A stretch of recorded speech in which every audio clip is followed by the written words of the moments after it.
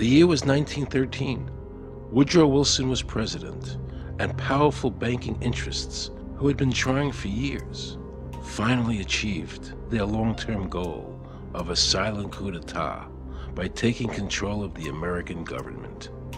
The first thing they did to accomplish their takeover was convince Secretary of State Philander Knox to lie to the American people and tell them that the 16th Amendment, the Income Tax Amendment, had been legally ratified by the states when it was not. The bankers knew that this tax would ultimately end up in their pockets. Because of this fraud, the American people were led to believe there was now a tax on their labor. Congress and the President are completely aware of this fraud, and it was even cited in a recent court case.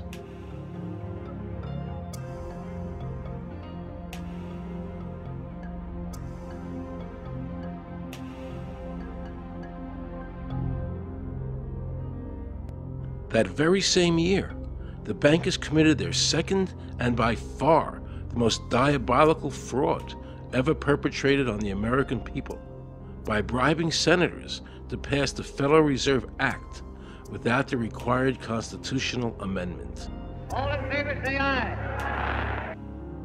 They did this during Christmas vacation, when many senators were home celebrating the holidays with their families. And that's how the unconstitutional Federal Reserve Act came into being. They were very clever, and they understood that whoever issued the money for America would control the government. The bankers won, and the American people lost, because most politicians will sell their soul for $1. And now the Federal Reserve could issue dollars legally. As Mayor Rothschild said, "Give me control of a nation's money supply, and I care not who makes its laws." He knew that he and the other bankers would now control the laws of the nation.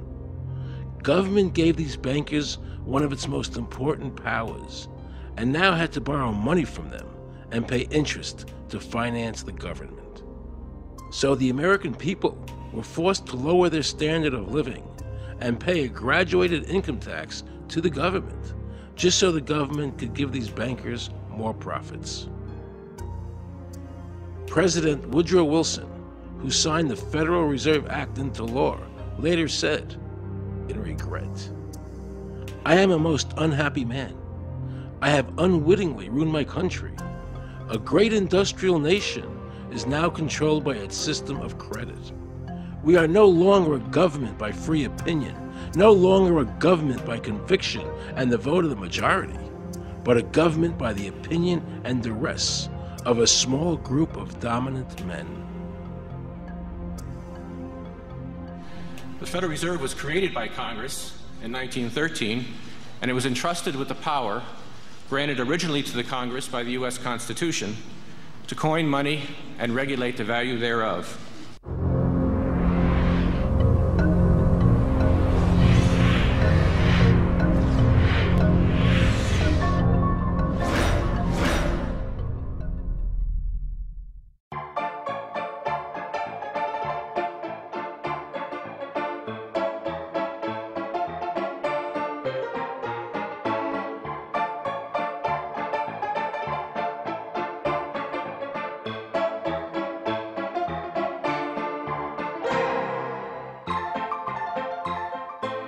What's your name? Jan Crafting? Hi, Jen. I'm Aaron Russo. I produced the movie Is this a joke? Am I gonna No, make no, it it's not a look joke. foolish? Okay, good. No. I produced the movie Trading Places with Eddie Murphy and The Rose with Bette Midler, many movies, and I'm doing a feature film. And my film is about my quest to find out whether or not people pay income taxes. Do you pay an income tax? Yes, I do. You do? Yeah. Have you ever seen a law that requires you to pay an income tax? Have I ever read it? You mean in the page, black and white? No, no. So you pay the income tax, I assume? Of late. Well, actually, no, I didn't file last year, but I'm sorry, is this on film? No, I paid my tax. My question to you is, have you ever seen a law that says you have to pay an income tax?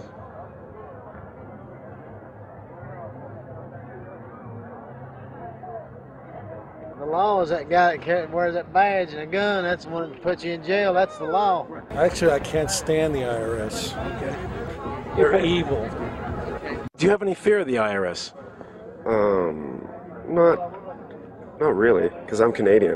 I think it's actually unconstitutional, is what I've heard. Right. But to avoid any hassle, I pay it. If there was no law and I wasn't afraid of them coming and taking me to jail, absolutely I wouldn't pay taxes. Okay, then no, I wouldn't pay income taxes. It's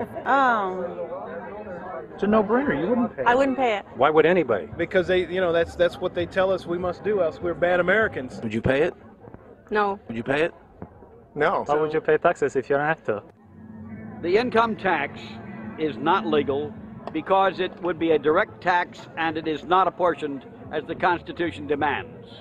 If it's against the Constitution, then why are we doing it?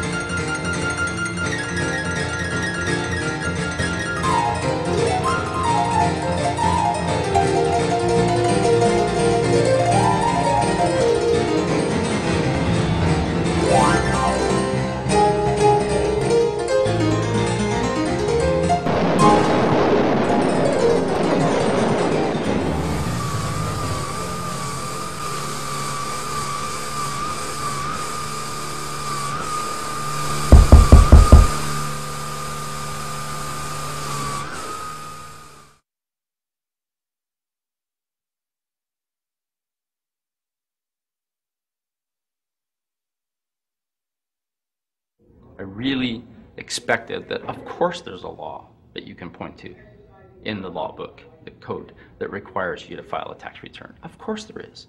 Maybe I don't know what it is right then as he was speaking to me, but sure. So naively, I agreed to go off and research it and get back to him.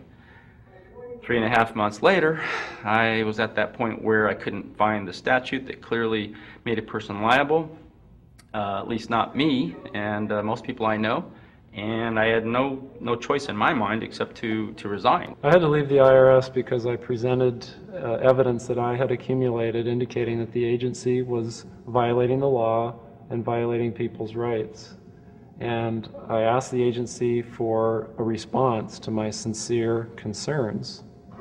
And the answer I got was that they would not respond to my concerns and that they would provide me with the paperwork necessary to tender my resignation. But We the People Foundation for Constitutional Education put a full-page ad in the USA Today on July 7th, 2000. And within the body of that ad was a $50,000 challenge for anyone that could show the law. And to me, $50,000 is a lot of money. So I went after that and did the research based on the fact that I thought, let's put this baby to bed. I'm hearing all these rumors. I'm going to kill 2 birds with 1 stone. I'll answer these people's questions that are asking me, and then I'll win this $50,000. And, based on the research that I did throughout the year 2000 and that I'm still doing, I have not found that law. I've asked Congress, we've asked a lot of people in the IRS commissioners, helpers. They can't answer, because if they answer, the American people are going to know that this whole thing is a fraud.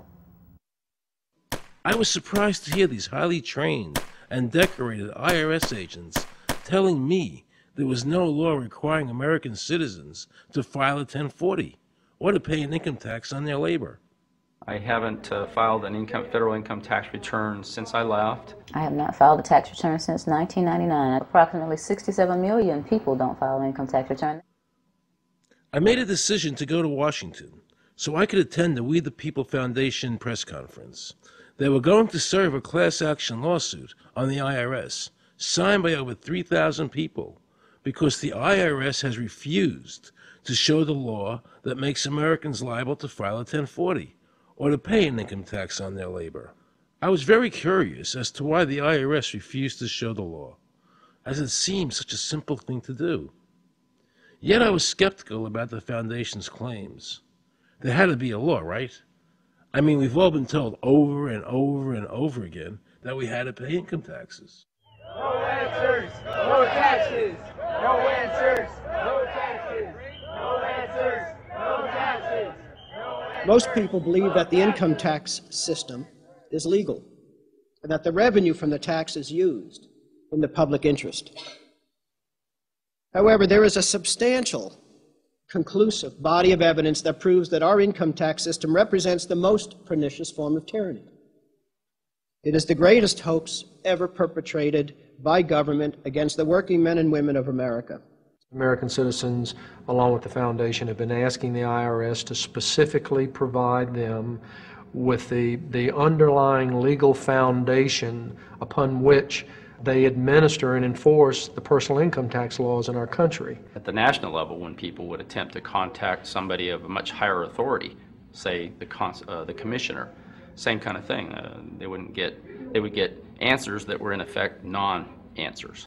There are a group of people standing outside today who assert that no law requires you to pay taxes and that you will not answer their petition to the government as to whether they're required to pay taxes. Are they required to pay taxes? I've been paying my taxes ever since I had my first job, and I think it's a fundamental construct of our nation that those of us who expect and demand the services from our government that the government provides, be they the protection of our country through the military, or be they the education of our children, or be they the protection of our environment, that we must pay for those services. So yes, I think there is a fundamental obligation, and that it's an understood and well accepted one.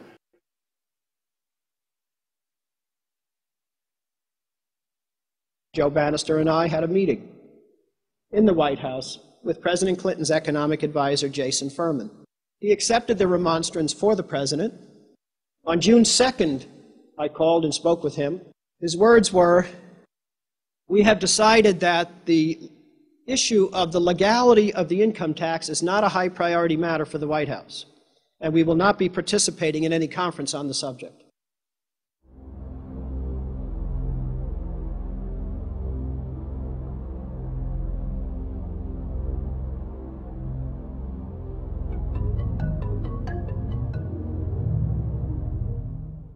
I decided not to eat until my death, or until the government agreed to send their experts to meet with the experts from the tax honesty movement. And with the help of Congressman Bartlett, a deal was made. I'm very pleased that through these several trying weeks and now months, that we have secured the agreement of the IRS and the Justice Department, because some of the questions are beyond the purview of IRS, that they will both attend a public symposium where these issues can be formally addressed. Last Thanksgiving, DOJ and IRS notified Congressman Bartlett that they would not participate. Congressman Bartlett then waited until late January. He informed me that he would not be participating. Why do you think you've been able to get away with not paying or filing your income taxes for so long? Well, first of all, I've not gotten away with anything. I'm not hiding from anyone. I'm simply asking the IRS to show me the laws that apparently require me to do these things, and they are suspiciously reticent to answer questions from me, and of course there are millions of other people, many other organizations who have attempted to get answers. They act very suspiciously when asked to simply sit down at the table with the American people and discuss what their obligations are. Rather than pulling up a chair, they pull out a club. As a matter of fact, David K. Johnston of the New York Times asked Terry Lemons of the IRS, why won't the IRS answer the questions set forth in the petitions from the American people? Mr. Lemons' response was, the government is answering the questions through enforcement actions in the courts. This is a very chilling remark on the government's use of brute force instead of civility and logic. The federal government itself refuses to provide the American people who are coercively being subjected to this extraction of their private property without any underlying legal justification. There is no law that requires the average American worker in the private sector to pay a direct, unapportioned tax on their labor and compensation for services. There is no law. The march will stop in front of the IRS building. They are now going to serve a class action lawsuit on the IRS. Very courageous. My name is Charles Bell, and I'm here to serve this complaint on behalf of the American people to the Internal Revenue Service. The complaint is accompanied by an affidavit. It's under the hand of Robert Schultz. Case was served. We'll call you with the case number. Case has been filed. We'll call you with the case number. Thank you. Okay, thank you. We appreciate your time. America, baby! Freedom! Today, effectively, the people have said to their servant government that that our rights are not going to be any longer denied, and that we're going to have answers to our petition, our legitimate, lawful petitions for redress of grievances, which are guaranteed in the First Amendment to our Constitution. So once and for all, we will get an answer. On August 31st, 2005, federal judge Emmett Sullivan ruled, the government does not have to answer the American people's questions, even though it is guaranteed in the First Amendment. Our courts have made a decision that government does not have to show the law that it enforces. And the press never reported on this. Have we given this judge the authority to overrule the Constitution, the very foundation of American life?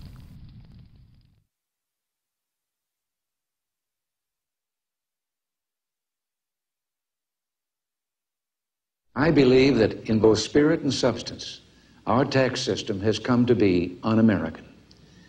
Death and taxes may be inevitable, but unjust taxes are not.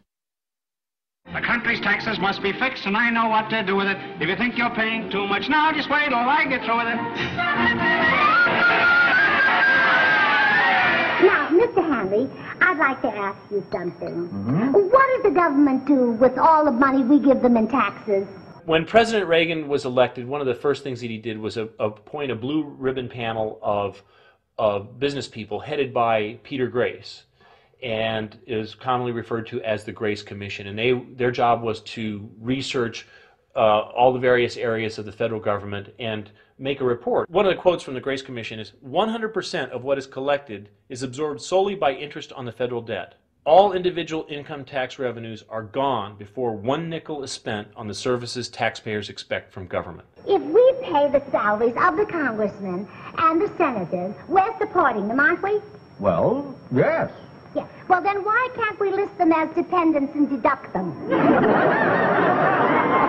We've been brainwashed. People have been told, you know, that you need this income tax system to fund government, which is absolutely ridiculous. I mean, my question is, well, if that's true, how did we fund government from 1776 to 1913? The main purpose of the income tax is not to raise revenue, but to redistribute wealth and to control society. And a lot of people might say, well, gee, if there wasn't an income tax, what would happen to education? They don't understand that education is paid for the most part, out of state and local taxes, your property tax. People might say, well, how are we going to build and maintain our highways if there's no money coming into the government? We need our highways. There is a tax on every gallon of gasoline that people buy. Proceeds from the income tax do not pay for highway construction. The amount of money that we spend on defense is exactly equal to the amount of corporate income tax, which is quite legal and quite constitutional. I think we should not want the income tax for several reasons. One is that it is the instrument of totalitarianism. It is the means by which the government can manipulate people and put you into a condition of servitude. Every year you give the federal government a form that says, here's how all my money worked. If you lie, you could go to prison. So you're required to give them a financial statement that under, the force of law could put you in prison if it's not impeccable, right? And under the law, they're supposed to do the same. They're supposed to give you back a financial statement that says, here's what we did with your money. Except you comply and they don't. In fiscal 99, the Department of Defense had 1.1 trillion of undocumentable adjustments.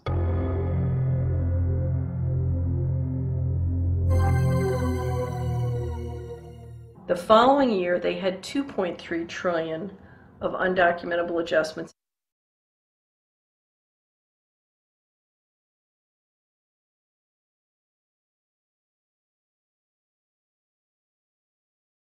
I decided to call the IRS.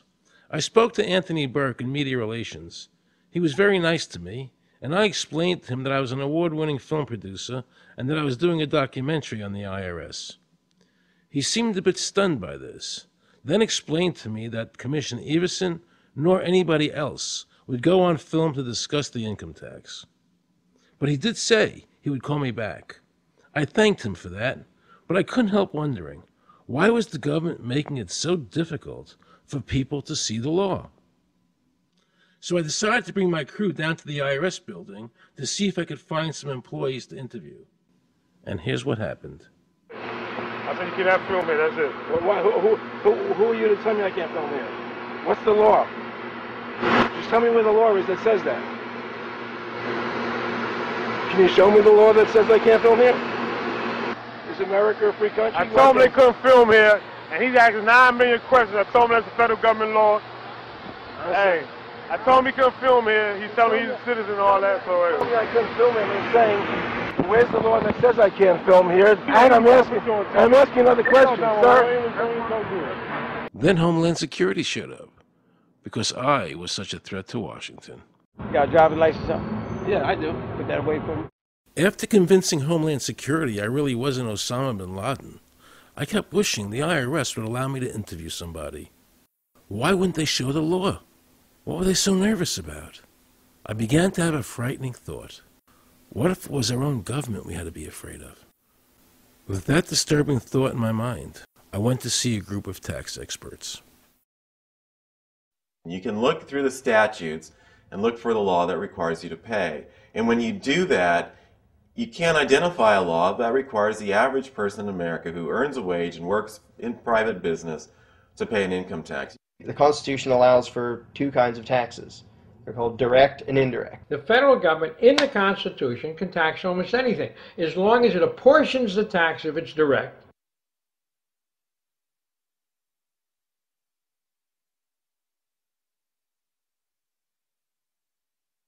The indirect tax is, for example, an excise tax. I can avoid the excise tax on gasoline. I can choose to ride my bicycle.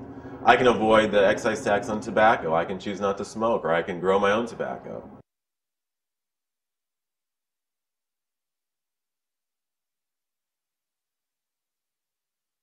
The income tax which is being applied now doesn't meet the criteria of either direct or indirect taxes. The IRS claims that in 1913, the 16th Amendment, the Income Tax Amendment, allowed the government a third form of taxation. What was the Supreme Court's ruling on that? The Supreme Court in the case of Stanton versus Baltic Mining. I mean, what could be clearer than this?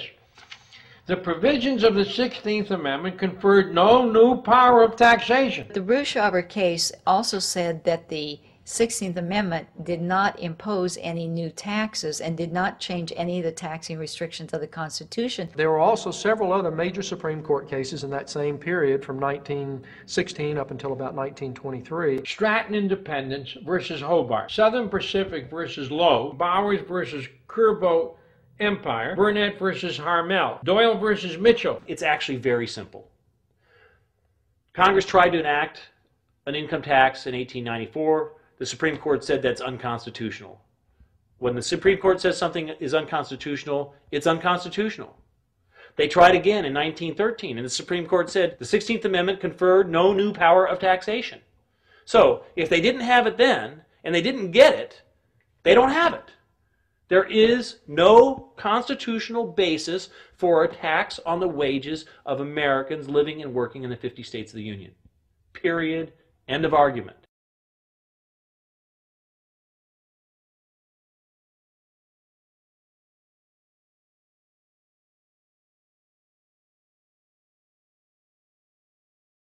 I have a letter here from Daniel Inouye's office of the United States Senate that says, based on the research performed by the Congressional Research Service, there is no provisions which specifically and unequivocally require an individual to pay an income tax.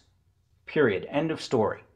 There is no law, and to date, nobody has been able to show that there is a law for the average American citizen working day in and day out to pay an income tax. The definition of income in the Constitution was given in the Eisner versus Macomber case, and it turns on gains or profits that are made from some activity. Doyle versus Mitchell, 247 U.S. 179, 1918. Here's what he said. The idea of gain or increase arising from corporate activities. In other words, it doesn't mean wages, it doesn't mean dividends, it doesn't mean alimony. It means a gain or a profit arising from corporate activity.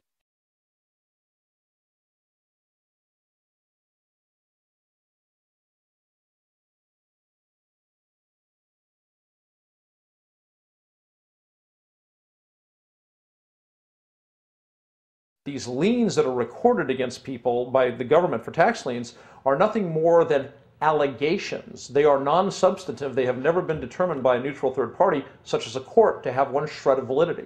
If you ever get a notice of an audit or anything else, the first thing you should do is a Freedom of Information Act request for records that they're using to substantiate or justify the audit. There is nothing in the Internal Revenue Code that creates any such thing as an income tax evasion or crime. There's nothing in the code that allows IRS agents to seize property. The government is involved in judicial blackmail. The government knows that if it legally seizes somebody's property, that person doesn't have the funds and he can't even get a lawyer who can help him. I conducted investigations in the Title 18, the Criminal Code, the U.S. Criminal Code. And in there, the statutes and the regulations are very specific as to what's violating the statute. In the Internal Revenue Code, Title 26, there's nothing specific in there. I mean, even the FBI feared the IRS. You have to understand that an agency which will unlawfully impose a tax that doesn't exist is not going to care. If we, the people, don't know what our rights are, they're not going to tell us. If Americans just learned that the IRS was actually knowingly deceiving them, that would be enough for them to rise up and put a stop to it. This small booklet includes the Constitution of the United States, the Bill of Rights, the Declaration of Independence. This is a document that every citizen should read. It's a document which freed an entire nation. This is the Internal Revenue Code.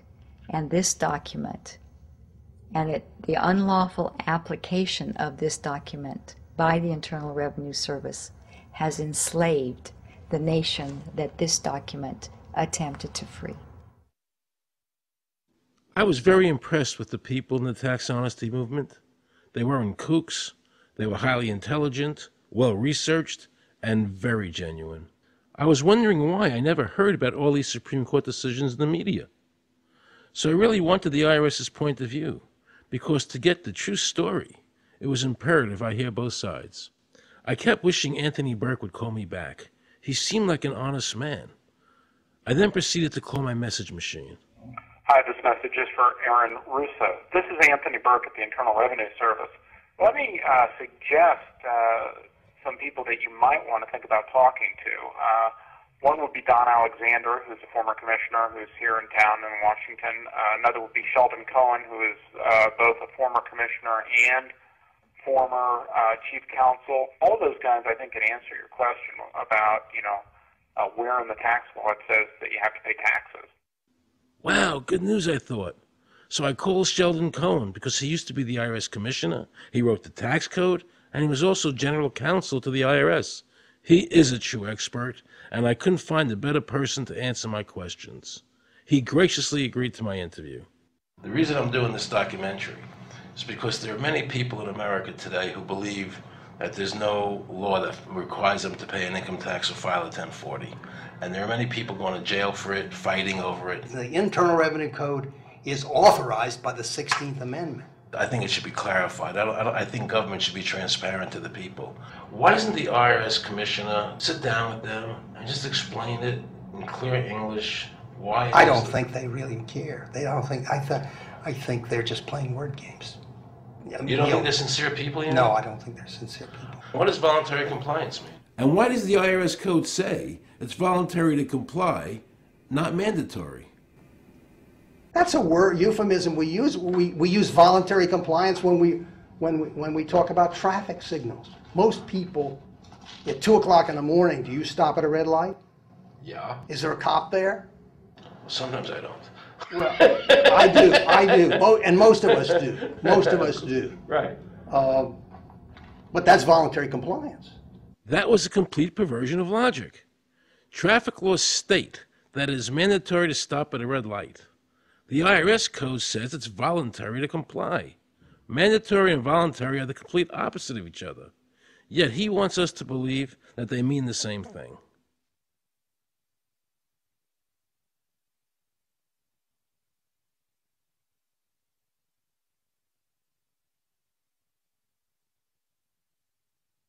So can the government criminally prosecute somebody of information put on their 1040? Yes. Right, so doesn't that violate the Fifth Amendment? No. But the Fifth Amendment says I don't have to do anything that incriminates myself. Well, it doesn't incriminate you to put your income down. But you said before I could be put in jail for it. The commissioner wants us to believe that although the IRS demands that you fill out the 1040 and you can go to jail for it, that they are not violating your Fifth Amendment rights of self-incrimination. That is absurd. Isn't it true that the word income is not defined anywhere in the Internal Revenue Code?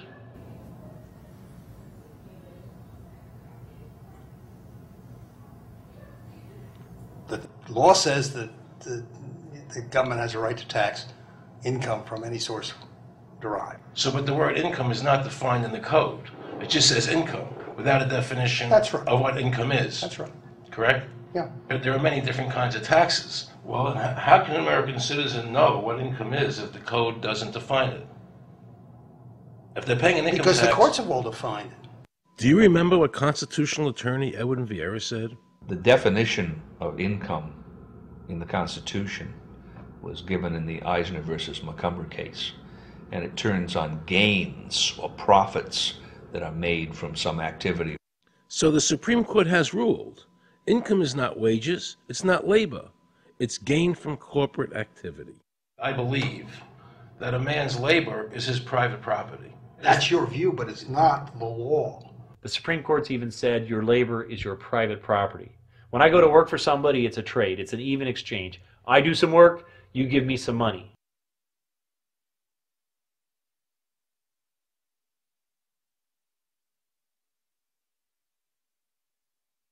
In 1916, we had the Bruce-Shaber case and the Stanton case.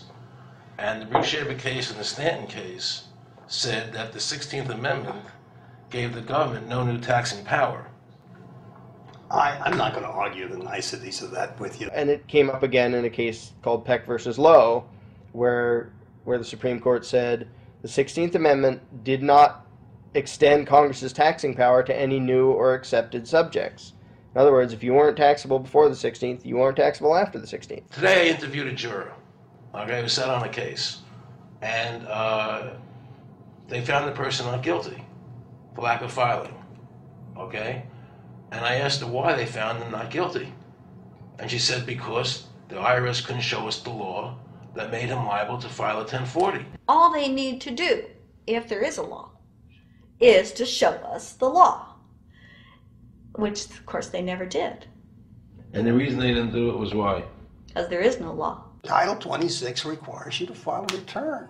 But doesn't Title 26 have to be in compliance with the Supreme Court decisions? You're going to take a 1920 case and superimpose it on the whole Internal Revenue Code that was written after it? No, that's not. I can't believe what I just heard. Rewind.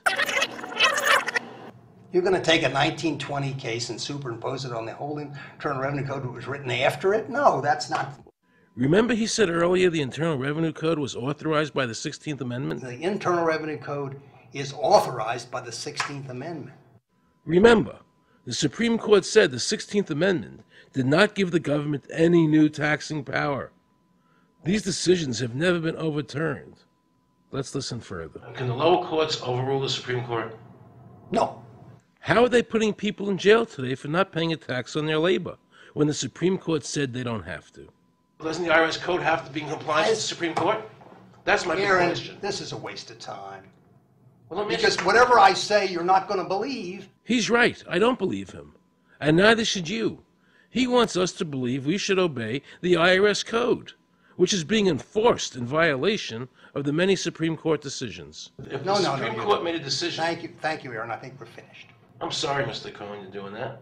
Well, I'm sorry that you constantly re-argue the point. You're liable because the law says that you're liable, and the courts say the law says you're liable, and that's why you're liable.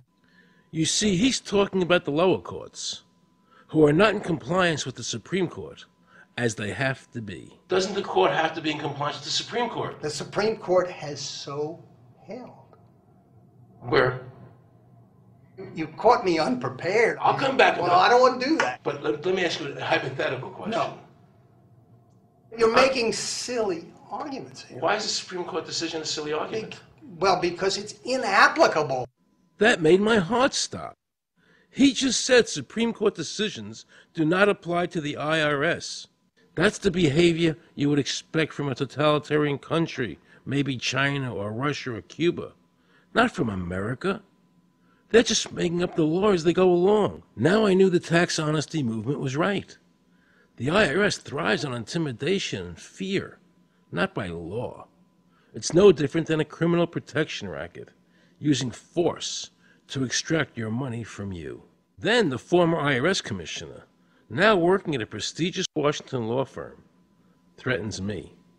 Watch. Aaron, you understand Yiddish. Cornish helfen. For those of you who don't understand Yiddish, that means nothing will help you. Now it all became clear. I understood why the IRS wouldn't go on camera and talk about where the law was. I understood why all the senators I called refused to be interviewed. There is no law. And now you know what our political leaders and the courts have known for decades and have tried to cover up.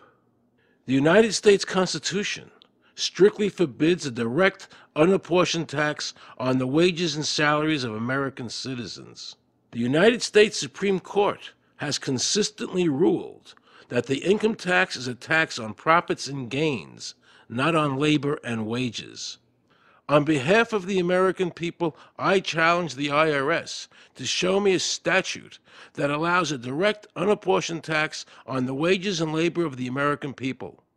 And if I'm wrong, I will give my most humble apologies to the IRS. If the IRS is wrong, and there is no law, then every person who's been jailed should be let out of jail immediately, and any assets seized should be returned to their rightful owners.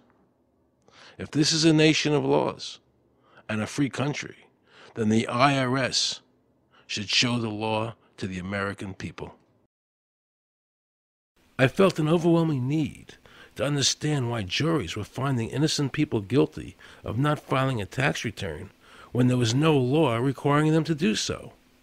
So I went to talk to Marcy Brooks, a juror who used her common sense and did not allow the judge to railroad the jury into a guilty verdict.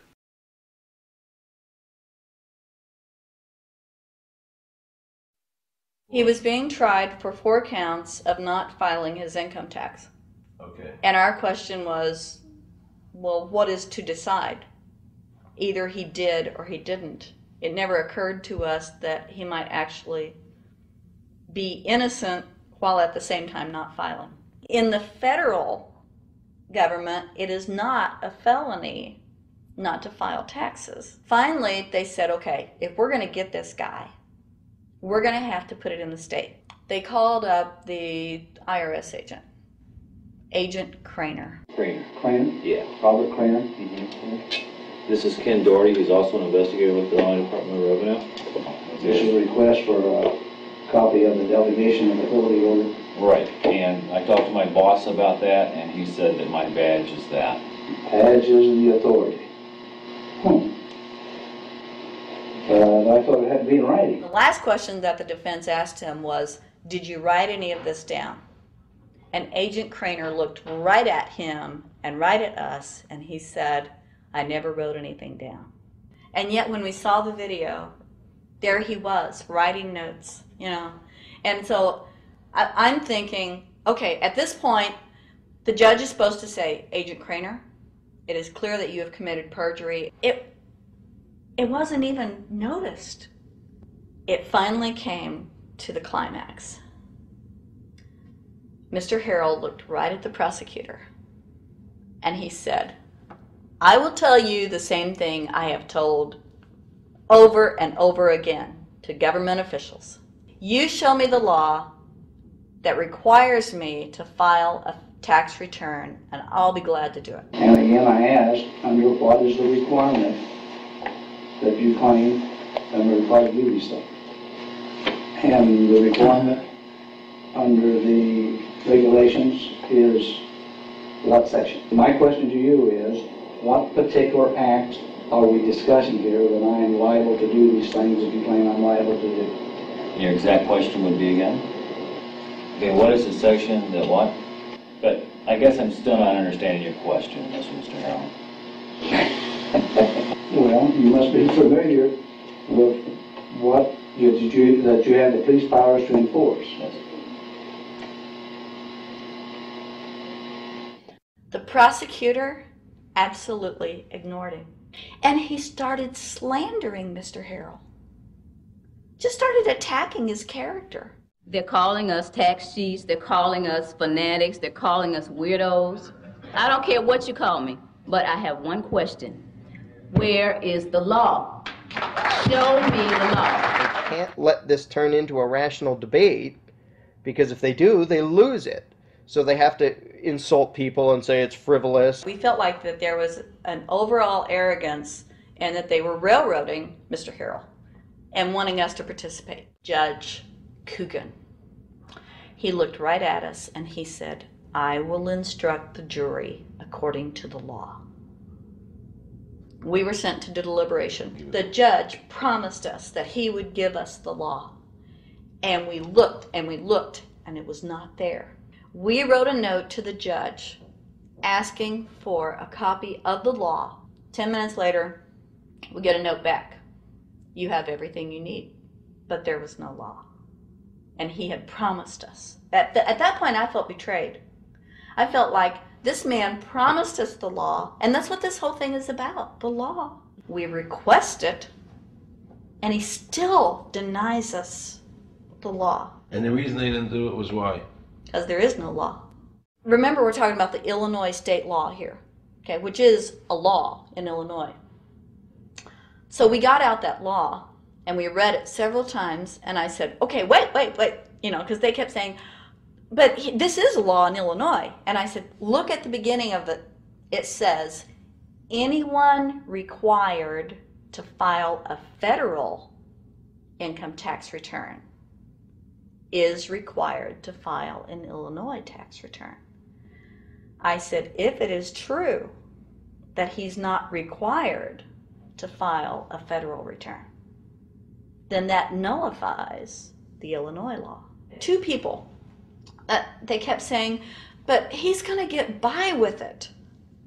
And I said, what is he getting by with but his rights? If there is no law, he's not breaking a law. He's just standing on his rights. Are we going to deny him that? That's when this one juror sat back and kind of rolled his eyes and he said, "You mean we don't have to pay taxes?"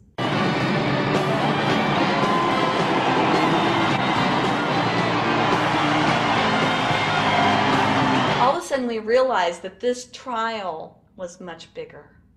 And the ramifications of this trial were going to be so broad if it actually got out. I mean, it's like we had just discovered this great government secret. And so when we came out for the delivering of the verdict, the judge was, I'm sure, even at this point, I'm sure he still thought we would give a guilty verdict.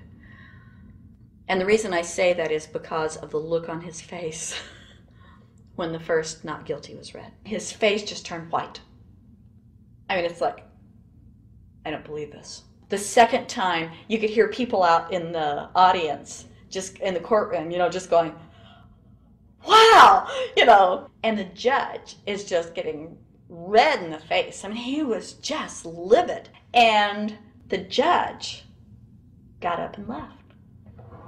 I sat there and I thought, this truly is a victory for the people. And I have never felt more patriotic.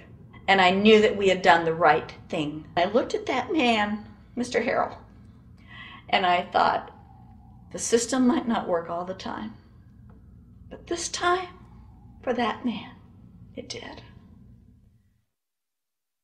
In November 2004, the government arrested former IRS criminal investigator Joe Bannister. They charged him with fraud for telling the American people the truth about the income tax laws.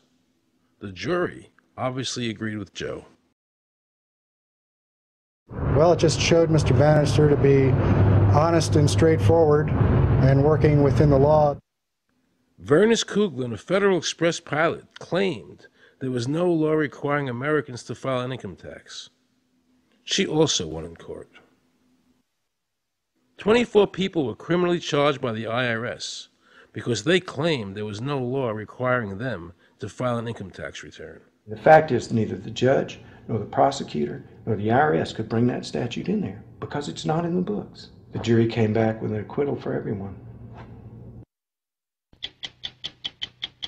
When the matter is put to the test, which means in terms of court and enforcement action, there is a 100% success rate in shooting down these arguments. The mafia has a code and they follow it, and it's a code of honor. But the IRS has no code of honor.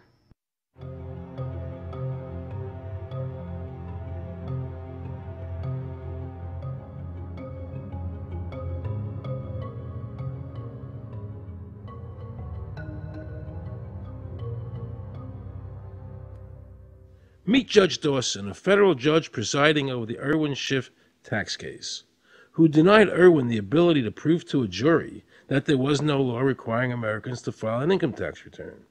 He denied Irwin the right to prove to a jury there was no law by stating, "I will not allow the law in my courtroom." But the judge made sure the government never had to show the law as written by telling the jury, "You must follow the law as I give it to you." Nobody can know what the law is, because the law is what the judges say the law is. The lower courts today will not allow people, especially in tax cases, to bring in Supreme Court decisions as their evidence.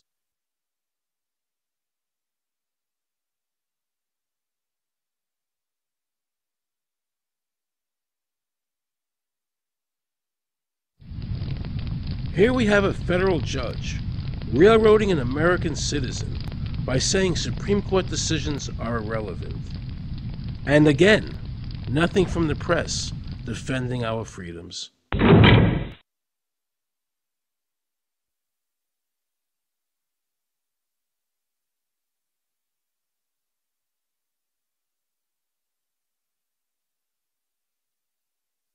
So if you ever find yourself as a juror on a tax case, be sure to ask the judge to show you the statute written by Congress that allows the government to tax the wages of the American people.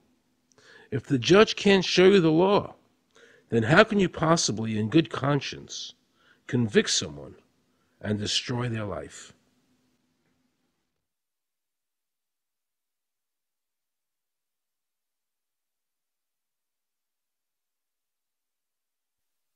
Let's see how the IRS treated one of America's greatest heroes, and someone I cherished as a child. Joe Louis was an American icon. Victorious in his first 27 fights, the Brown Bomber quickly rose to heavyweight champion of the world. His 1938 knockout of German Max Schmeling, who represented Hitler's Aryan ideal, earned him the admiration of millions of Americans. Is watching carefully. Louis measures him right to the body, a left up to the jaw, and Schmeling is down. The crowd is high. Right after Pearl Harbor was bombed, Joe had a title fight where he donated his fee to Navy War Relief. Well, I'm not working for nothing. I'm working for my country, and I think that's about the greatest piece of work that anybody can do. Well, I certainly agree with you for that, but you're turning over an awful lot of money.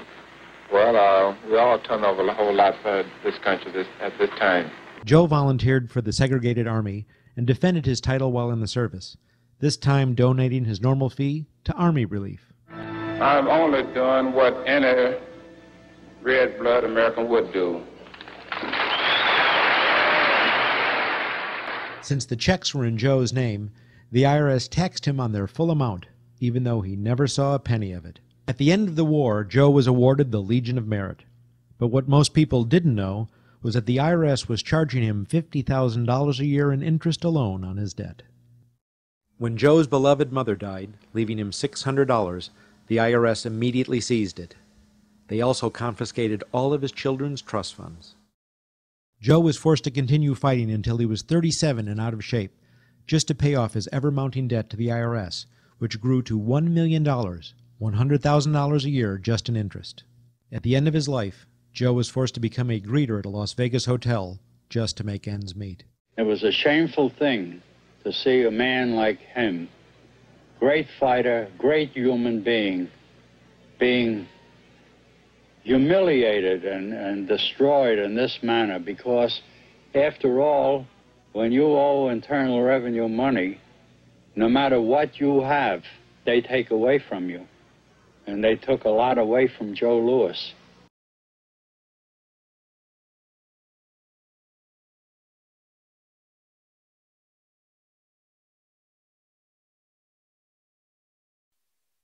I made a decision to drive to Virginia Beach from Washington because I had heard stories about two law-abiding families who had been brutalized by the IRS. They were falsely accused by their bookkeeper of being drug smugglers and tax cheats. And incredibly to me, without any investigation, the IRS proceeded to raid their place of business and their homes, even though they had done absolutely nothing wrong. On Saturday morning, 4 different raiding parties proceeded to raid 4 locations on a Saturday, the day before Easter. I was the manager on duty, and I was up in the deli, and people came through the door. How many came in the door? Maybe about 15 or 20 people. 15 to 20 Yeah. armed agents. With dogs, with guns. They made me get everybody in the, they went in the kitchen, they went in the deli, they went all over the whole restaurant, told all the customers, took forks out of their hands while they were eating their breakfast, and told them they had to leave. I got the frantic call from Edie, and she said something wrong. So anyway, I jump out of bed and I immediately run to the shower. I'm in the shower, and the next thing I know, I hear my son yelling, "Dad!" I went like this, and boom, I'm slammed against the door and I fall down with the gun in my head. And they're like, "Where's Scotty Miller?" And I'm like, "Dad!" That's all I'm doing is yelling. I'm scared, frightened to death. And then the next thing I hear is Mr. Miller, the shower curtain is jerked back. I've got a gun pointing at my head. Hold it right there. The screams from the little girls who were at a pajama party with my daughter. There was 4 little girls there with my daughter. Of course, mayhem. There were about 3 men in my bedroom with huge guns. He followed us and wanted to watch us get dressed, and I tried to shut the door, and he puts his foot in the door, like he's going to sit there and watch us change our clothes. And I was like, "Excuse me, no." My neighbors now are all standing out. Were you still naked? Well, they handed me a towel at that point. I had a towel wrapped around me. Did the towel fit? No, hardly. Hardly. At this point, they were talking about weapons, and, and I mean, it's crazy. I mean, they're looking everywhere, going through all my drawers, and I reached for my underwear drawer to get some underwear. They said, "Don't touch anything, they're locking their guns up. They hold it right there. Don't move around. Don't move. I'm like, whoa. I said, "I'd just like to get some underwear on here, I said, I got women standing here. They keep everything. How did you conduct your business if the IRS took everything? We had to do it out of a shoebox so we could keep going because we requested these things, and I'm told that the government's really not, once they do raid and so forth, they're supposed to at least let you, until you're charged with something, continue your business. This wasn't the case. They kept everything. So you were never even charged? Absolutely not. Charged with what? And when you speak IRS, the whole world shrivels up. The whole world gets fearful to a point where let's not talk about it. I testified in front of Congress. I would like to know why this dark entity known as the IRS has come into my life and refused to leave. I raised my children with a zero tolerance for dishonesty. And now they must hear allegations that I am a major drug dealer and a tax cheat. A lot of people out there being abused, and a lot of people saying, look, I'll pay it. Just go away. Just go away. When all that happened, we had to file bankruptcy. We've had cars taken away from us, kept my daughter from going to college. Do they ever think about the lives that they just destroyed? They think about the ruination of homes and property? No. In this case, we would have never thought this could happen to us. We've never done anything wrong. How can this happen in America when, in my case, personally, I thought that I was doing everything right? I've served my country. I've been to college. At least I've done something in my life. I got a speeding ticket one time. I paid my taxes for 40, 50 years, whatever it was. I've never been audited. What happened here? I had this really uncomfortable feeling in the pit of my stomach as I was thinking to myself, how did America transform itself from being a truly free country with a servant government where our individual rights were protected by our Constitution to being a country that talked about being free but really wasn't? The change started when the Federal Reserve came into existence and America adopted one of the major planks of the Communist Manifesto by bringing to America this central bank. The very same people that backed the Federal Reserve System also backed the graduated income tax, a second plank from the Communist Manifesto. You know that the Federal Reserve is a private bank and not a government agency? No, I wasn't aware of that. It's a private bank? That would scare me quite a bit. What if you learn that the Federal Reserve makes money off the taxes you pay? How would you feel about that? Angry. Like I'm feeling right now. I would feel cheated by my government. I'd be angry. It kind of sucks. They're pretty much in control of everything. I decided to drive back to Washington to see Dr. Ron Paul. He had been a congressman for over 20 years. I had met him previously in 1998 when I was running for governor of Nevada, and I knew him to be an honest and sincere man, and I thought he'd be very helpful in letting me know what the future holds for the American people. Who owns the Federal Reserve? It's secret, and we can't find out what's happening. But the Congress created it, and it's not authorized in the Constitution. The government borrows money from a private corporation using the name Federal that prints United States on it, and then it pays back to the Fed, which is owned by private banks. We don't know who all those private banks are. The money that the government is paying back to the private bankers is the money that comes from you and me.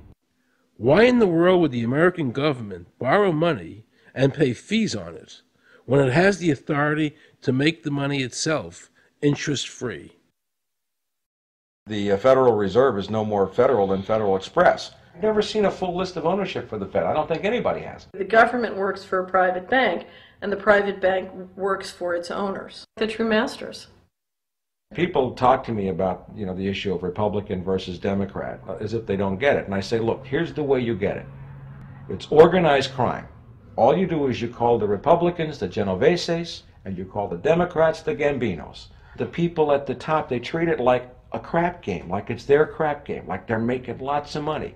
Occasionally, somebody at the table shoots each other, but the moment anything threatens their crap game, they all unite to protect it. They're both controlled by the same financial, economic, and corporate interests. Once the banks get into the picture and they form a partnership with the government gives them the legal power now to create bank-issued money backed by the coercive power of government to require everybody to accept that bank money. In the course of the last century, they have converted this nation from a nation of independent freeholders to a nation of employees. And they're just one step away from being serfs. Most people spend the great bulk of their money for taxes, interest, and inflation. And all of that money goes to these two groups that comprise the cartel and their partner, the federal government. It's not a coincidence. So if Congress used its legal authority to shut down the Federal Reserve System, the American people would be much better off. Government should create, issue, and circulate all the currency. Creating and issuing money is the supreme prerogative of government and its greatest creative opportunity. Adopting these principles will save the taxpayers immense sums of interest, and money will cease to be the master and become the servant of humanity. Abraham Lincoln. Young people today are conditioned practically from the cradle on up to think that credit is a wonderful thing. You don't want to damage your credit. You want to do what you can so that you can go to the bank and get a good loan. There are no people who own their own property, who own their own houses, who own their own business, who finance their own business. They're only debtors. The average young person today has no concept that he's being drawn into a web, a trap. Like he's in the feudalist system, only he's going to like it. He's going to think, this is wonderful. I got my new red Corvette and I'm in debt for the rest of my life, but I'm looking good. A decision was made. You know, let's get all the debt up, let's move the jobs abroad, and instead of re-engineering your skills, we're going to dumb down America, and so the middle class will disappear. Really what most of the people in this country have become is food for the debt machine. When a person borrows money, it puts a noose around their neck and makes them servant to the lender, which is exactly what the Federal Reserve System is designed to do. And now our Congress, so dominated by the banks, is helping them to entrap people even further by passing new bankruptcy laws, making it more difficult for the people to declare bankruptcy and get a fresh start, while at the same time allowing the banks to charge very high rates of interest. This is the way the Democrats and Republicans, working with the banks, legally enslave the nation. Credit card industry is a huge political contributor. And unfortunately, a certain number of... It just seems so, like I say, just bald. You know, this idea that credit card industry gives a lot of money to the government so they will protect them even to the just abject disinterest of their own constituents. That happens kind of a lot. The board of directors of the Federal Reserve System is chosen by the president from a list prepared by the bankers themselves. The process of finding a Greenspan replacement is ongoing and is being managed by a small group of people responsible for coming up with a list of nominees. It's important that whomever I pick is viewed as an independent person from politics. If the American people ever allow the banks to control the issuance of their currency, the banks and corporations that will grow up around them will deprive the people of all property until their children wake up homeless on the continent their fathers conquered. Thomas Jefferson.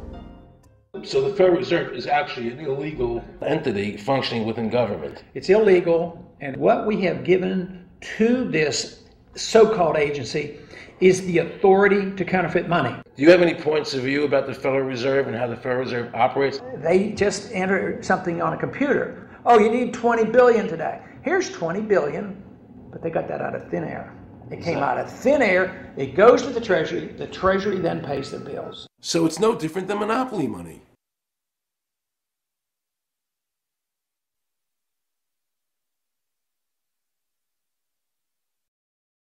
The cost of living is so high today because the Federal Reserve and the federal government have destroyed the purchasing power of the dollar. The dollar today is actually worth about 4 cents, despite the fact that the government, the Federal Reserve, and the media keep telling us that they're protecting the value of the dollar. This is a lie. All countries who have ever attempted to create money on thin air, the currency is eventually destroyed. Why did we give a monopoly of creating money out of thin air to a private corporation? The result is exactly the same as if someone were picking your pocket every year, because that's exactly what they're doing. Originally, paper was a receipt which is used as evidence that the money exists. Over the years, of course, the government has disconnected the paper from the actual tangible substance, which is money. So now we have a piece of paper which is evidence of nothing. In the past, people were able to take their receipts, the paper, to the bank and get the real money, the gold, in exchange for the receipt. This limited the amount of money that could be printed, thereby protecting the purchasing power of your savings. You don't have to worry. That's good because I work 3 jobs and I feel like I contribute.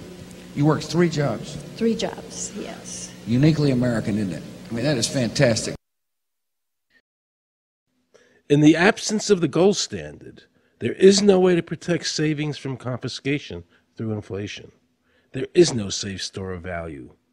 Gold stands as a protector of property rights. Alan Greenspan, before he went to work for the Federal Reserve System.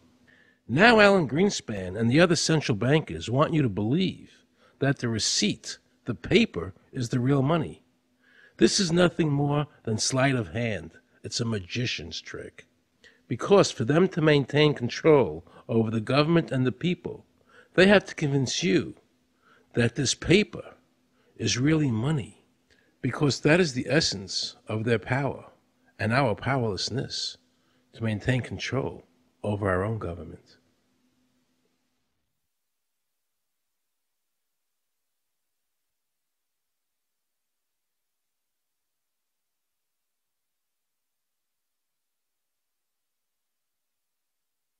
What happened to the gold in Fort Knox? Nobody really knows. When I served on the Gold Commission, I asked them to really, do another audit. I remember it was 15-2. They said, we don't need to audit the gold. It's supposed to be the American people's gold, and so we would like an accounting to tell the American people what is there. I've been told that the Federal Reserve has taken control of the gold as collateral for the dollars they print. They list gold on their balance sheet. How could the Federal Reserve, this private bank, list gold on the balance sheet? They claim they're holding that for the Treasury.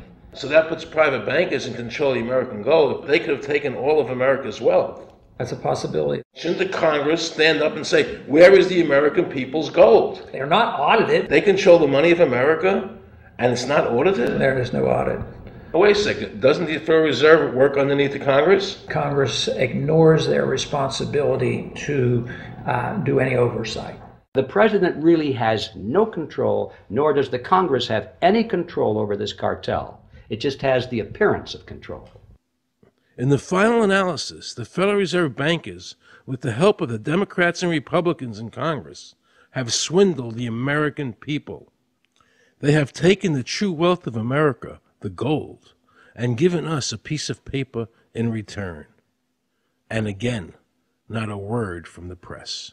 These frauds are going to continue until Congress is no longer intimidated by the Federal Reserve bankers, and Congress uses their legal authority to shut down the Federal Reserve System and to stop this loss of our freedoms. Is there a law that requires people to file a 1040? Not explicitly, but it's certainly implied. Well, implied by force. Yeah. But is there a law? I can't cite a law, no, I cannot. But, if they think it's the law and they have all the guns, it's an authoritarian approach. Well, yeah, but that's authoritarianism. Yeah. That's not a country run by law. Do you think America is going deeper and deeper into becoming a police state? And if so, in what ways do you see that as a congressman? Yeah, I think we're moving in that direction because there's not much we can do without permission. The absence of a police state is that people are free, and if you don't commit crimes, you can do what you want. But today, you can't open up a business, you can't develop land, you can hardly do anything. You can't go to the bank, you can't go to the doctor without the government knowing what you're doing. And they talk about medical privacy, that's gone. Financial privacy, that's gone. The right to own property, that's essentially gone. So you have to get permission from the government from almost everything. And if that is the definition of a police state, that you can't do anything unless the government gives you permission, we're well on our way. This is something that people eventually, I hope, will get sick and tired of and say, enough is enough. I sincerely believe the banking institutions having the issuing power of money are more dangerous to liberty than standing armies. Thomas Jefferson. You must understand the Federal Reserve is a cartel made up of the major banks in America, and they are the ones that are running the show, not the federal government.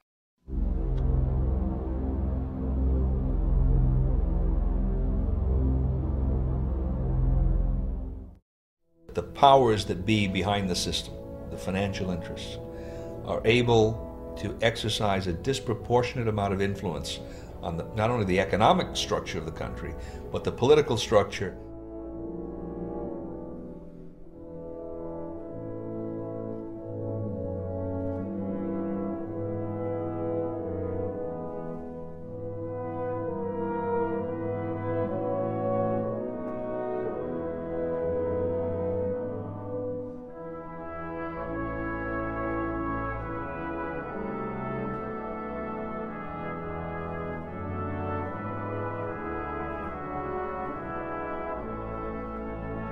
This would be like the ultimate reaching of government into our personal health lives, which would be unbelievable. And not even our government, some, bureaucratic, diffuse, multinational, secretive government.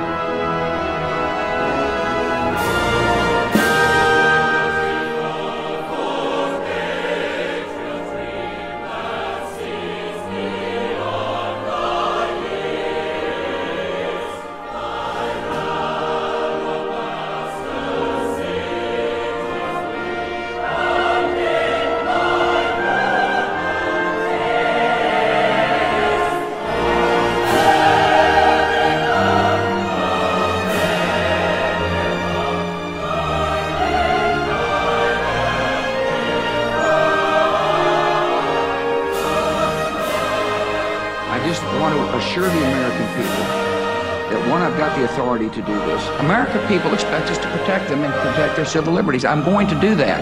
Preserve, protect, and defend the Constitution of the United States. The Constitution of the United States. So help me God. So help me God. So help me God.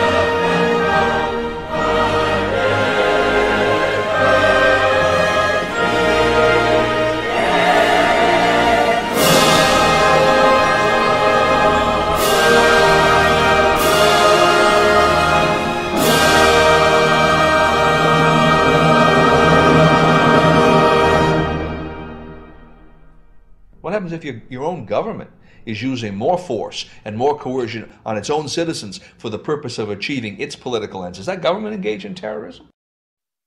Now let's watch the government add insult to injury to the people of New Orleans.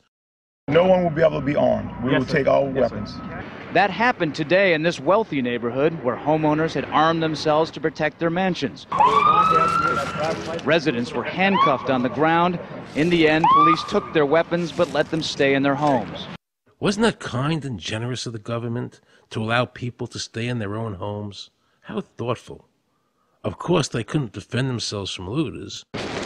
For many of the police and guard troops, it is an uncomfortable job to do this in an American city. You never expect to do this in your own country. Walking up and down these streets, you don't want to think about the stuff that you're going to have to do. We are losing our right to property. The government is getting more pretexts to seize it, using the power to confiscate it with eminent domain. The asset forfeiture laws have proliferated. It's easier for the prosecutors to come in and make an accusation against you and confiscate your property even though they have no evidence that you've done anything wrong. Guilt or innocence doesn't really matter that much because it's very convenient for the government. Unfortunately, what is being sold to the American people today as Americanism, if you peel off the label, you find so much similarity to what we were fighting against when we were fighting communism and Nazism and fascism. The government's now putting a national ID card together and they want checkpoints. We will be carrying our papers, and they have recommended there'll be checkpoints throughout the country. Isn't that what Nazi Germany did that everybody in America was against? Papers, please. May I see your papers? May we see your papers? I don't think I have them on me. In that case, we'll have to ask you to come along. Wait, it's possible that, yes. Here we are. These papers expired 3 weeks ago. You'll have to come along. Halt!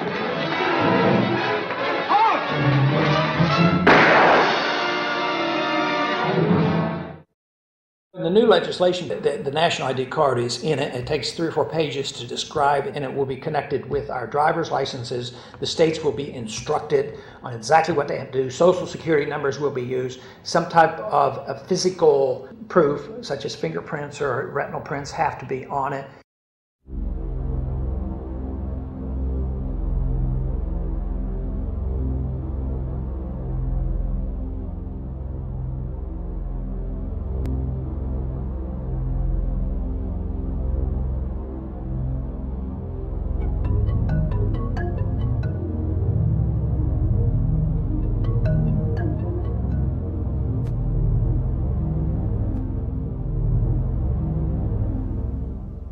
It is time to wake up, America.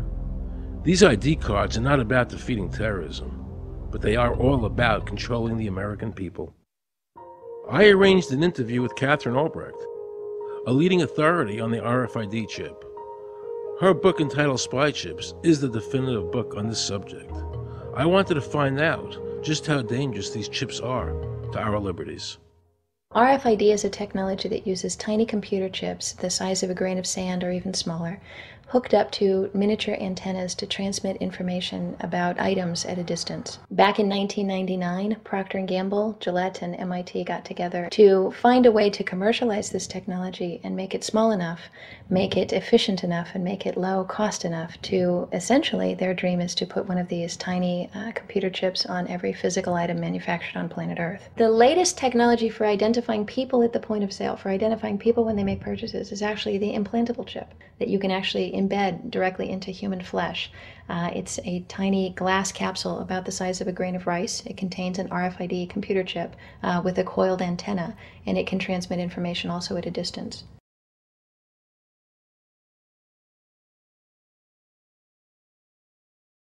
Can a microscopic tag be implanted in a person's body to track his every movement? There's actual discussion about that. You will rule on that, mark my words, before your tenure is over. Homeland Security folks, the Department of Defense, and others have expressed an interest in being able to more closely monitor the U.S. populace. And one way to do that, of course, would be being able to determine who buys what and where they take those things.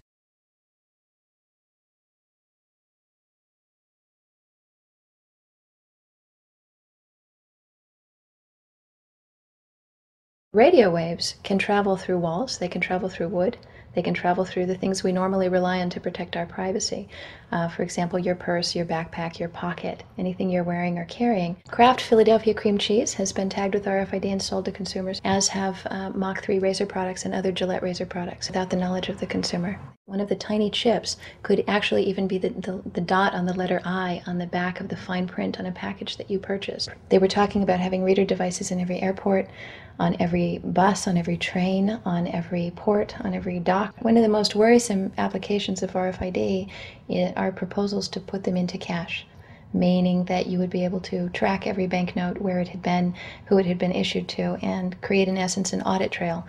That would essentially take away the anonymity of cash that we now enjoy today. The ATM machine itself, as the money came through the roller device, would be reading each number, and they would know who you are because, of course, you identify yourself at the bank before you take money out. And down the road, when you go to pay at a major retailer, it would also be possible for them, as they're putting the money into the cash drawer, to simply feed it through a little reader device. It would go in, it would tag that number and transfer possession from Aaron Russo, say, to Walmart. Once everything you do is tied down to a single number and there is no longer the ability to pay with cash, then all it takes to render you a non-citizen is to simply turn that chip off. You will no longer be able to really participate in any function in society, including buy food.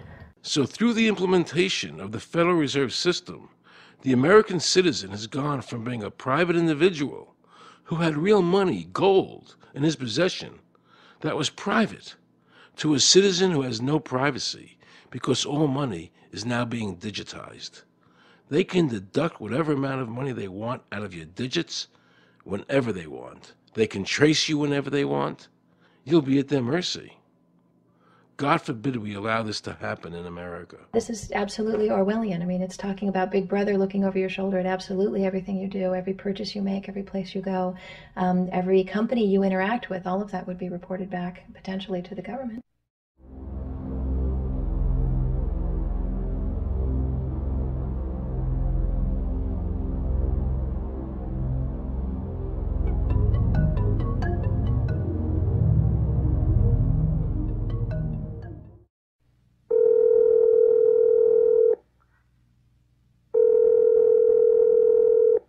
Pizza Palace, guaranteed hot in 30 minutes or it's free. This is Mary. May I take your order? Hi, Mary. Yes, I'd like to order. Is this Mr. Kelly? Yes? Thank you for calling again, sir. I show your national identification number is 610-204-9998-45-54610. Is that correct? Yes. Thank you, Mr. Kelly. I see you live at 736 Montrose Court, but you're calling from your cell phone. Are you at home? I'm just leaving work, but I'm... Oh, we can deliver to Bob's Auto Supply. That's at 175 Lincoln Avenue, yes? No, I'm on my way home. How do you know all this stuff? We just got wired into the system, sir. Oh, well, I'd like to order a couple of your double meat special pizzas. Sure thing. There'll be a new $20 charge for those, sir. What do you mean? Sir, the system shows me that your medical records indicate that you have high blood pressure and extremely high cholesterol. Luckily, we have a new agreement with your national health care provider that allows us to sell you double meat pies as long as you agree to waive all future claims of liability. What? Do you agree, sir?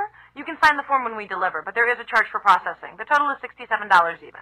$67? Well, that includes the delivery surcharge of $15 to cover the added risk to our driver of traveling through an orange zone. I live in an orange zone? Now you do. Looks like there was another robbery on Montrose yesterday. You could save $48 if you ordered our special Sprout Submarine Combo and picked it up yourself.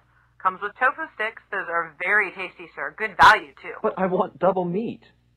Well, I'm sure you can afford the $67 then. You just bought those tickets to Hawaii. They weren't cheap, eh? Oh, but I see you checked out the budget beach bum at the library last week. Up to you, sir. All right. I'll get the Sprout subs. Good choice, sir. Gotta watch that waist if you're hitting the beach, eh? 42 inches. Wow. Man, I'd say tofu and sprouts is, like, required. That's how much? Just between you and me, there's a $3 off coupon in this month's Total Men's Fitness magazine. Your wife Betty subscribes to that, right? Anyhow, clip that and it's $19.99 even. Whoa, looks like you maxed out on all your credit cards. Bring cash, okay?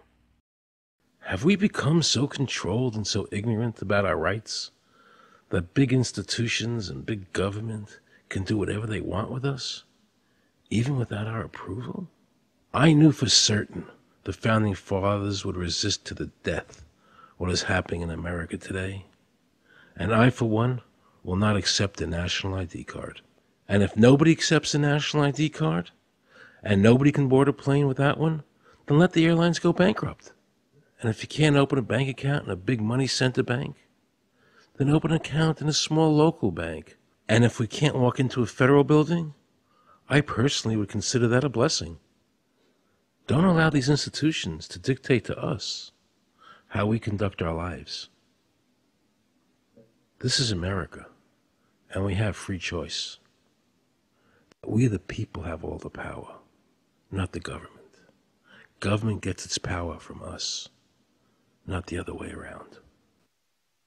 Think of all the men and women who died in all our wars, fighting for freedom, not Federal Reserve bankers. Do you think they sacrificed their lives so that Americans can be chipped like a dog? So we could all have a homing device inside us? No. This ID card is the last step before they implant us. And that's precisely the reason nobody should accept one.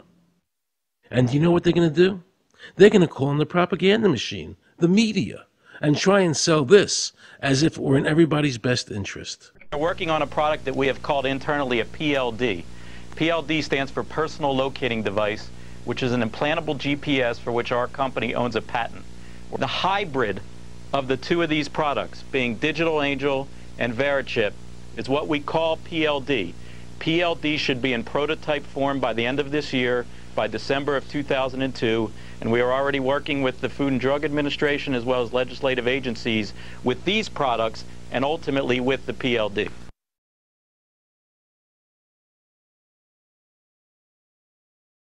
We have a Florida family who are really pioneers in a brave new world. They have volunteered to be the first ever to have microchip identification devices implanted into their body. After 9/11, I was really concerned with the security of my family. I wouldn't mind having something planted permanently in my arm that would identify me. Talk about identification papers. Watch what happens to a woman in Florida whose license was suspended. Get out of the car or I'm going to tase you. The next street off the Sequest.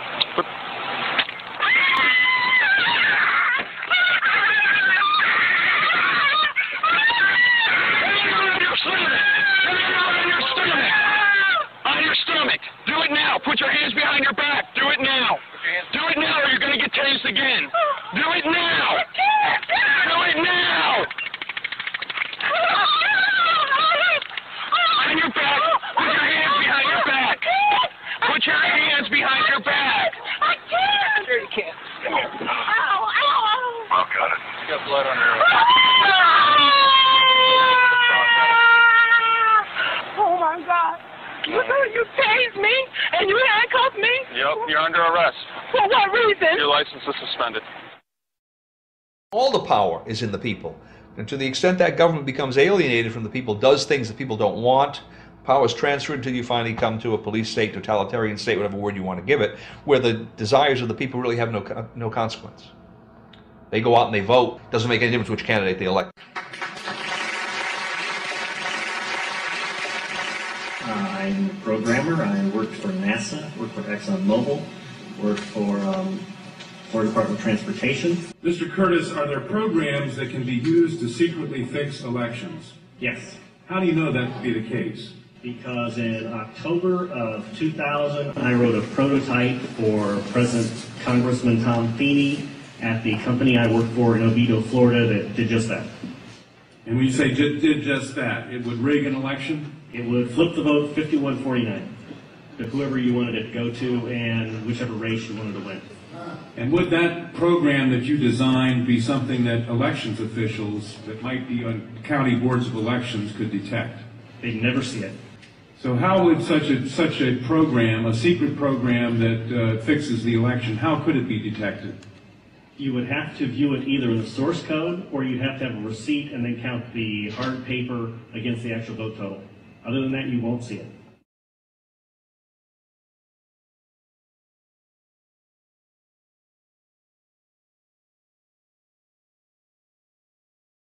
Given the availability of such vote rigging software and the testimony that has been given under oath of substantial statistical anomalies and gross differences between exit polling data and the actual tabulated results, do you have an opinion whether or not the Ohio election, presidential election, was hacked?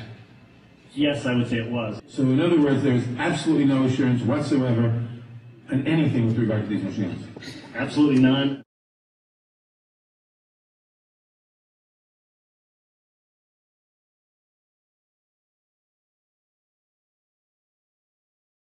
Anybody who trusts electronic voting machines should have their head examined.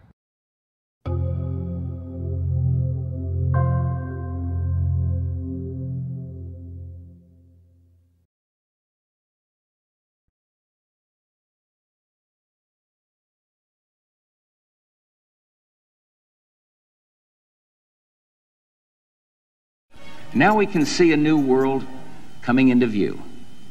A world in which there is the very real prospect of a new world order. The New World Order will be built, an end run on national sovereignty, eroding it piece by piece, will accomplish much more than the old-fashioned frontal assault.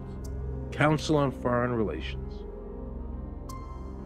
We shall have world government, whether or not we like it. The only question is, whether world government will be achieved by conquest or consent. Paul Warburg, Counsel on Foreign Relations and architect of the Federal Reserve System. There's a group that get together internationally and they sort of play God with our money. You think that's part of what George Bush said was the one world order? They can't have a new world order only with a world police, military. Right. I think the financial system ultimately is even more important than the guns. The central bankers of the world are working together to create a one world government, a global police state as sinister as anything George Orwell ever wrote about, where every person on the planet Earth will have an RFID chip implanted, where the bankers and the governments can monitor every transaction you make. A chip in everybody would be the universal monetary system par excellence, because there'd be no escape from it, and you'd be totally under the control of those who issue the electronic impulses in that chip. Their strategies are being accomplished through the World Trade Organization, the International Monetary Fund, and the Bank for International Settlements, which is the central bank for all the central banks of the world. Most people don't have a clue that these unelected private bankers actually control the governments of the world. They have financed and profited from every war since World War I without concern for humanity. The war in Iraq is an attempt by the Federal Reserve and their partner, the Bank of England, to control the Middle East and to make it a part of the New World Order. To defend the New World Order, U.S. soldiers will have to kill and die. Arthur Schlesinger, Counselor on Foreign Relations. Military men are just dumb, stupid animals to be used as pawns in foreign policy. Henry Kissinger, Counsel on Foreign Relations. Now let's listen to this quote by Robert Reich, a member of President Clinton's cabinet and one of his most trusted advisors. The dirty little secret is that both houses of Congress are irrelevant. America's domestic policy is now being run by Alan Greenspan and the Federal Reserve. America's foreign policy is now being run by the International Monetary Fund. When the president decides to go to war, he no longer needs a declaration of war from Congress. Dr. Carol Quigley, professor from Georgetown University, who was also President Clinton's mentor, said in his book, Tragedy and Hope, the powers of financial capitalism had a far-reaching aim, nothing less than to create a world system of financial control in private hands, able to dominate the political system of each country and the economy of the world as a whole. And then President Clinton's Deputy Secretary of State, Strobe Talbot, said, in the next century, nations as we know it will be obsolete. All states will recognize a single global authority. All these supposed free trade agreements, NAFTA, GATT, CAFTA, are truly nothing more than the governments of the world and the central banks working together to create a one-world government. They are not free trade. These treaties are government-managed trade, and they are destroying the American worker. Through these treaties, the bankers are actually beginning to control the laws of the world. The fact is that this relationship between the bankers, the government, and the huge multinational corporations is the very reason why the government no longer enforces its immigration laws. The bankers want a one-world government without borders, and the American government is obeying them. If the government was so worried about terrorism, why are they leaving the borders open, but at the same time telling American citizens they need an ID card with an RFID chip?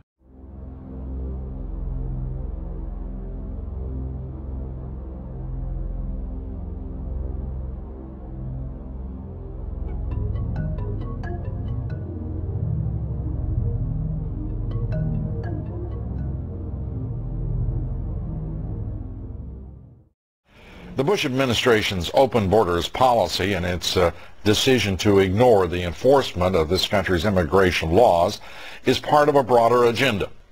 President Bush signed a formal agreement that will end the United States as we know it, and he took the step without approval from either the U.S. Congress or the people of the United States. Bill Tucker reports. The Security and Prosperity Partnership of North America sounds benign, hardly like a policy that critics call NAFTA on steroids. It's a deal that few have even heard of. It's being done again by very few people at the very top on behalf of the investment class, but the working class of people, political officials across our country, from communities, from cities and so forth, they don't know anything about this. Yet it was agreed to by Mexico's President Fox, Canada's Prime Minister Martin, and President Bush in 2005. Administration officials counter their critics by saying everything about SPP is on the White House website. And they say the partnership is not a treaty, but more of an outline of priorities between the United States, Mexico, and Canada. Still, some wonder why there haven't been public discussions about the goals being pursued. You know, I was asked the other day about whether or not I really thought the American people had the stomach to stand up and stop this nonsense, this direction from a group of elites in absolute contravention of our law, of our Constitution, every national value. And I hope, I pray that I'm right when I said yes. But this is beyond belief. Look what happened in Europe. The people that voted down the European Constitution wanting each country to stay sovereign. Yet the private central bankers are pushing the governments forward to make this Constitution happen, even though the people voted against it and clearly do not want a world government nor one European government.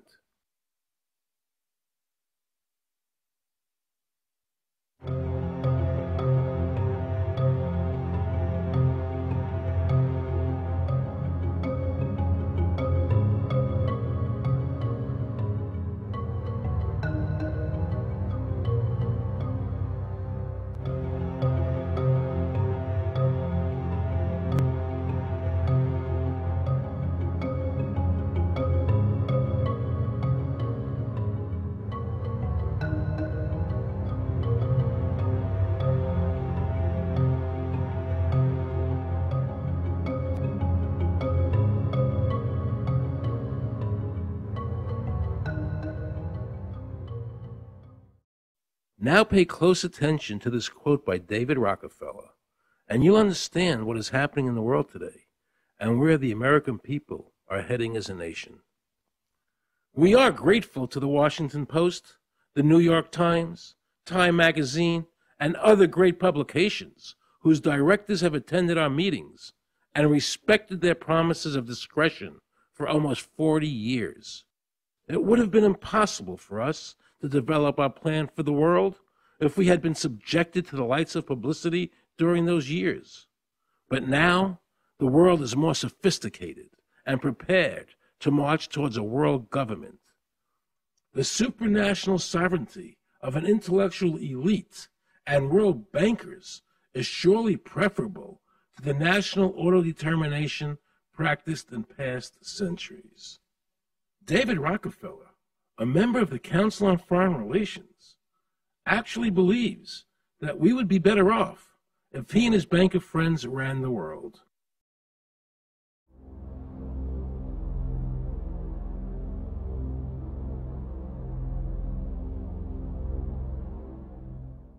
Benito Mussolini had a great quote about fascism. He said that fascism should be called corporatism more properly because it's the perfect merger of power between the corporation and the state. That's how he defined fascism.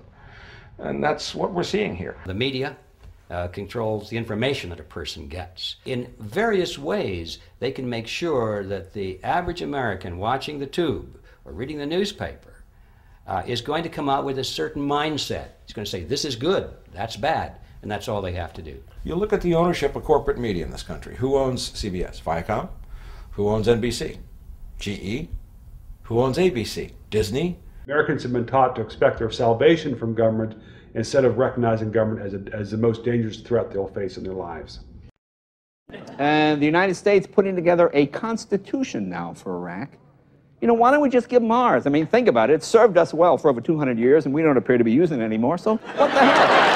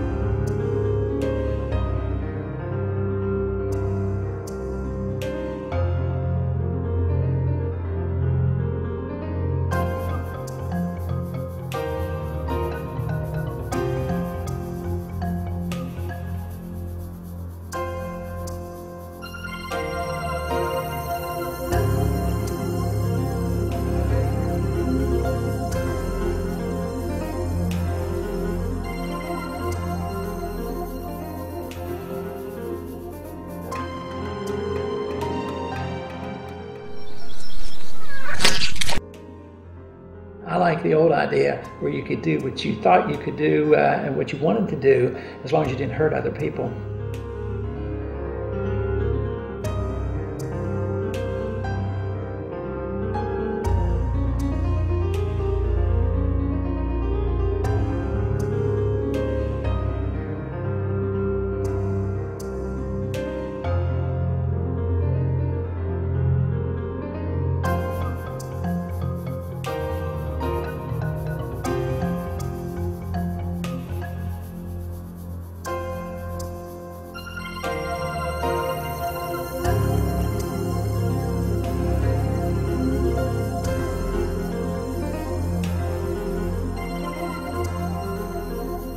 I think that the ultimate choice that's being presented to mankind is that it's time to either evolve or perish.